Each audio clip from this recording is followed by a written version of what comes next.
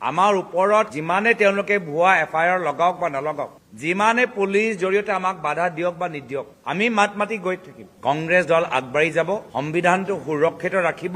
যি সপোন তেওঁলোকে লোকসভা সময়ত প্ৰকাশ কৰিছিল, যে 400কে বেছি আসন পালে তেওঁলোকে সংবিধান সলনি কৰিব, আমি কেতিয়াও সংবিধান সলনি হ'বলৈ নিদিওঁ। সভাৰেন, ছচিয়েলিষ্ট, সেকুলাৰ ৰিপাব্লিক হৈ থাকিমেই। জাষ্টিছ, লিবাৰ্টি, ইকুৱেলিটি, ফ্ৰেটাৰ্নিটি আমাৰ অধিকাৰ থাকিবই। আমি লোকতান্ত্ৰিক পৰম্পৰা ৰক্ষা কৰাৰ ক্ষেত্ৰত চৰকাৰে আমাৰ ওপৰত যিমানে কঠোৰ শাস্তি দিবলৈ বিচাৰে আমি ৱেলকাম কৰিম, আমি স্বাগতম জনাম। আমাৰ জন্মই হৈছে আন্দোলনৰ পৰা। আন্দোলন আমাৰ তেজত, আমাৰ গাত আছে। আন্দোলনৰ সেই যে আমাৰ আদৰ্শ, সেই আমি কেতিয়াও ত্যাগ কৰিব নোৱাৰো। মই ভাবো গৃহমন্ত্ৰী অমিত শ্বাহ ডাঙৰীয়া পাহৰি গ'ল যে তেওঁ সদনৰ ভিতৰত বক্তৃতা দি আছে। যিদৰে তেওঁ বাবা চাহেব আম্বেদকাৰৰ নাম ললে, তেওঁ যে নিজৰ ড্ৰয়িং ৰুমত বহি আছে আৰু নিজৰ বন্ধু বান্ধৱীৰ লগত কথা পাতি আছে, তেনেকুৱা যেন লাগিলে। আজি সদনৰ ভিতৰত তেওঁ যিদৰে অপমানজনকভাৱে বাবা চাহেব আম্বেদকাৰৰ নাম ব্যৱহাৰ কৰিলে, সেইটোতো সদনৰ ৰেকৰ্ডত সোমাই গ'ল। এতিয়াতো সেইখিনি ভিডিঅ'টো ভাইৰেল হৈ গ'ল। বিজেপি দলৰ নেতাসকল মাত্ৰ পণ্ডিত নেহৰু বদনাম কৰিবলৈ চেষ্টা কৰিছে। আদানীৰ ওপৰত উত্তৰ নাই, মণিপুৰৰ ওপৰত উত্তৰ নাই, বানপানী গৰাখহনীয়াৰ ওপৰত উত্তৰ নাই, চাইনাৰ ওপৰত উত্তৰ নাই। অমিত শ্বাহ ডাঙৰীয়া নিজৰ ভিতৰত প্ৰয়াত বাবা চাহেব আম্বেদকাৰৰ প্ৰতি যে কোনো শ্ৰদ্ধা নাই, সেইখিনি কথা মুকলি হৈ গ'ল। আৰু আটাইতকৈ দুৰ্ভাগ্যজনক কথা, আমি সেই সময়তে কলো যে এইটো ভুল হৈছে, তেওঁ নিজৰ ভুল স্বীকাৰ নকৰিলে। পিছদিনা আমি গৰিহণা দিলো, ক্ষমা বিচাৰিবলৈ তেওঁক আহ্বান জনালো। তেওঁ ইমান অহংকাৰী যে ৰাইজৰ সন্মুখত ক্ষমা বিচাৰিবলৈ তেওঁ আগবাঢ়ি নগ'ল। বাবা চাহেব আম্বেদকাৰৰ প্ৰতি তেওঁলোকৰ ঘৃণা আৰু সংবিধানৰ প্ৰতি যে তেওঁলোকৰ শ্ৰদ্ধা নাই, সেইখিনি কথা এতিয়া মুকলি হৈ গ'ল, বাস্তৱ হৈ গ'ল। আৰু তাৰ পিছত আমাৰ স্পষ্ট দাবী, যদি ভাৰতৰ গৃহমন্ত্ৰী ইমানে অহংকাৰী, বাবা চাহেব আম্বেদকাৰতকৈ বেছি শক্তিশালী, বেছি ডাঙৰ মানুহ ভাবে নিজকে, তেতিয়া নিজৰ পদৰ পৰা ইস্তিফা দিয়ক, ক্ষমা বিচাৰক আৰু পদত্যাগ কৰক। নকৰিলে প্ৰধানমন্ত্ৰী মোদী ডাঙৰীয়া, য'ত তেওঁলোকে গৃহমন্ত্ৰী ক'ব লাগে যে গৃহমন্ত্ৰী আপোনালোকৰ পৰা ভুল হৈছে, ৰাইজৰ পৰা ক্ষমা বিচাৰক, এনেধৰণৰ নিৰ্দেশ তেওঁ গৃহমন্ত্ৰীক নিদিলে। দীঘলীয়া এটা টুইট লিখিলে আৰু অমিত শ্বাহ ডাঙৰীয়াক তেওঁ সমৰ্থনে জ্ঞাপন কৰে। সেইটো তেওঁলোকৰ পৰম্পৰা, তেওঁলোকৰ ইতিহাস।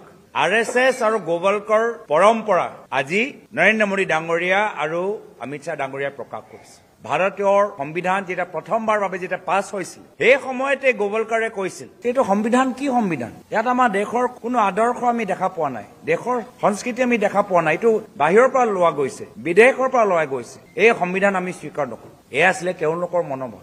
RSSৰ অৰ্গেনাইজাৰতো বহুতবাৰ লিখা গৈছিল, আমাৰ ভাৰতৰ তিৰংগাই পতাকা তেওঁলোকে স্বীকাৰ নকৰে। প্ৰায় 50 বছৰ RSSৰ কাৰ্যালয়ত তিৰংগা পতাকা তেওঁলোকে লগোৱা নাছিল বা স্থাপিত কৰা নাছিল। এয়া হ'ল তেওঁলোকৰ চিন্তাধাৰা। ৰাহুল গান্ধী ডাঙৰীয়াৰ বিভিন্ন বিৰোধী দলসকলে কৈছে যে সমগ্ৰ ভাৰতৰ ভিতৰত চেন্সাছ যেতিয়া হ'ব, সেই চেন্সাছৰ ভিতৰত আমাৰ কাষ্টৰ তাত উল্লেখ হ'ব লাগে, কাষ্ট চাৰ্টিফিকেটৰ ডিটেইলছবোৰ থাকিব লাগে। আজিলৈকে তেওঁলোকে আমাৰ দাবী স্বীকাৰ কৰা নাই। একে দাবী আমাৰ অসমৰ মানুহবোৰে কৈছে, আমাৰ 6টা জনগোষ্ঠীক আজিলৈকে তেওঁলোকে জনজাতিকৰণ কৰিব পৰা নাই। মাত্ৰ ভোট লোৱা সময়ত 2019 চনত ৰাজ্যসভাত এটা বিল তেওঁলোকে আনিলে, আৰু তাৰপিছত সেই বিলটো ক'ত গ'ল কোনে নাজানে। বাহিৰত মাত্ৰ এটা নাটক কৰি আছিল। বাস্তৱ যে তেওঁলোকৰ পৰম্পৰা, ইতিহাস আজি যে প্ৰকাশ পালে, সকলোৱে মিলি আমি গৰিহণা দিছো। এই যে অপমান মাত্ৰ অনুচিত জাতিৰ মানুহবোৰে অনুভৱ কৰা নাই, সকলোৱে অনুভৱ কৰিছে। যিসকলে ভাৰতীয় সংবিধানৰ ওপৰত বিশ্বাস কৰে, যিসকলে ডক্টৰ বাবা চাহেব আম্বেদকাৰক শ্ৰদ্ধা কৰে, সকলোৱে অনুভৱ কৰিছে, দুখিত যে গৃহমন্ত্ৰী আজি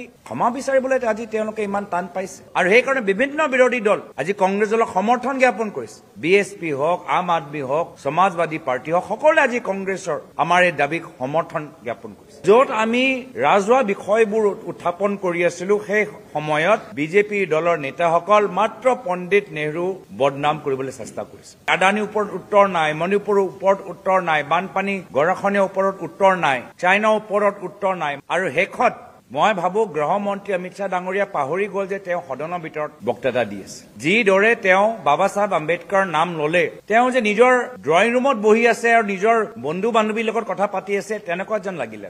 আজি সদনৰ ভিতৰত তেওঁ যিদৰে অপমানজনকভাৱে বাবা চাহেব আম্বেদকাৰৰ নাম ব্যৱহাৰ কৰিলে, সেইটোতো সদনৰ ৰেকৰ্ডত সোমাই গ'ল। এতিয়াতো সেইখিনি ভিডিঅ'টো ভাইৰেল হৈ গ'ল। আমাৰ সংবিধানৰ মূল অভিভাৱক হৈছে ডক্টৰ আম্বেদকাৰ। আমাৰ চৰ্চা হৈ আছে সদনৰ ভিতৰত, চৰ্চা বিষয় হৈছে সংবিধানৰ 75th এনিভাৰ্চাৰী। আৰু সেই সময়তে আমাৰ গৃহমন্ত্ৰী অমিত শ্বাহ ডাঙৰীয়া নিজৰ ভিতৰত প্ৰয়াত বাবা চাহেব আম্বেদকাৰৰ প্ৰতি যে কোনো শ্ৰদ্ধা নাই, সেইখিনি কথা মুকলি হৈ গ'ল। আৰু আটাইতকৈ দুৰ্ভাগ্যজনক কথা, আমি সেই সময়তে কলো যে এইটো ভুল হৈছে, তেওঁ নিজৰ ভুল স্বীকাৰ নকৰিলে।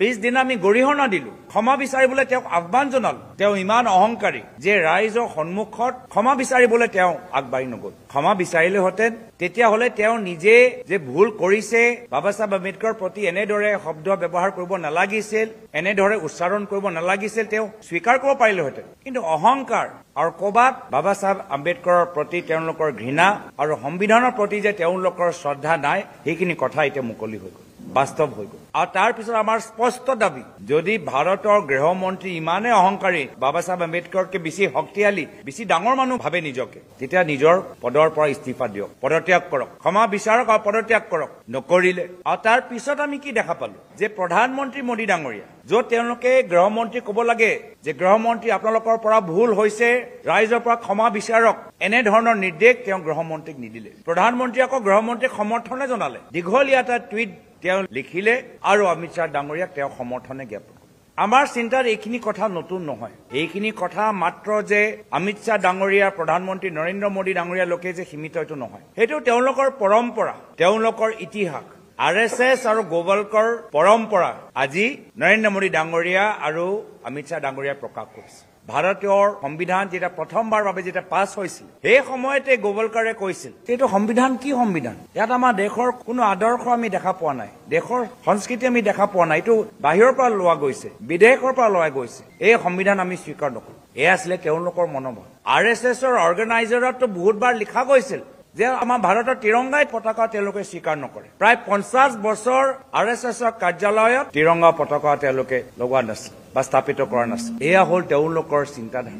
আৰু সেইকাৰণে আমি দেখা পাইছো যে যেতিয়াই আমি বিৰোধী দলে আমি বিভিন্ন জনগোষ্ঠী জনজাতিৰ কথাবোৰ কওঁ, অনুসূচিত জাতিৰ কথাবোৰ কওঁ, তেতিয়া আমালোকৰ কথাবোৰ তেওঁলোকে গুৰুত্ব নিদিয়ে। ৰাহুল গান্ধী ডাঙৰীয়াৰ বিভিন্ন বিৰোধী দলসকলে কৈছে যে সমগ্ৰ ভাৰতৰ ভিতৰত চেন্সাছ যেতিয়া হ'ব, সেই চেন্সাছৰ ভিতৰত আমাৰ কাষ্টৰ তাত উল্লেখ হ'ব লাগে, কাষ্ট চাৰ্টিফিকেটৰ ডিটেইলছবোৰ থাকিব লাগে। আজিলৈকে তেওঁলোকে আমাৰ দাবী স্বীকাৰ কৰা নাই। এই দাবী মাত্ৰ আমি অসমৰ বাহিৰত নহয়, একে দাবী আমাৰ অসমৰ মানুহবোৰে কৈছে। যদি আপোনালোকে আদিবাসী সংগঠনৰ প্ৰতিনিধিসকলক সোধে, তেওঁলোকে ক'ব যে আমি নিজৰ কাষ্ট আমি জানিবলৈ বিচাৰো। আমাৰ 6টা জনগোষ্ঠীক আজিলৈকে তেওঁলোকে জনজাতিকৰণ কৰিব পৰা নাই। মাত্ৰ ভোট লোৱা সময়ত 2019 চনত ৰাজ্যসভাত এটা বিল তেওঁলোকে আনিলে, আৰু তাৰপিছত সেই বিলটো ক'ত গ'ল কোনে নাজানে। এবাৰ মই নিজে সদনত সুধিলো, সেই বিলৰ ষ্টেটাছটো কি? যি বিল জৰিয়তে তেওঁলোকে 6টা জনগোষ্ঠীক জনজাতিকৰণ কৰিব, সেই বিলৰ আজি ষ্টেটাছটো আমি জানিবলৈ বিচাৰো। আমাৰ বিভিন্ন কাউন্সিলবোৰ আছে, এই কাউন্সিলবোৰে আজি তেওঁলোকে কৈছে যে আমাৰ ক্ষমতা আৰু বৃদ্ধি কৰক, কিন্তু তেওঁলোকৰ কথাবোৰ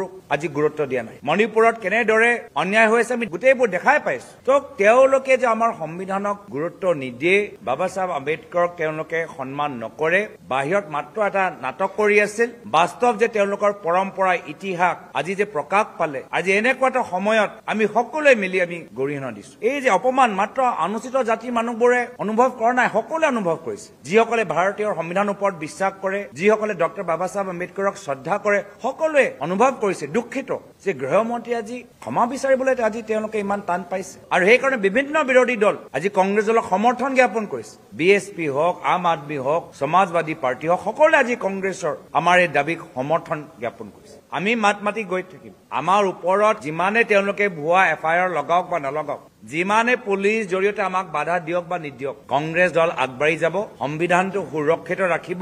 তেওঁলোকৰ যে সপোন, যি সপোন তেওঁলোকে লোকসভা সময়ত প্ৰকাশ কৰিছিল যে 400কে বেছি আসন পালে তেওঁলোকে সংবিধান সলনি কৰিব, আমি কেতিয়াও সংবিধান সলনি হ'বলৈ নিদিওঁ। সভাৰেন, ছচিয়েলিষ্ট, সেকুলাৰ ৰিপাব্লিক হৈ থাকিমেই। জাষ্টিছ, লিবাৰ্টি, ইকুৱেলিটি, ফ্ৰেটাৰ্নিটি আমাৰ অধিকাৰ থাকিবই। আমি সকলোৱে দুখিত।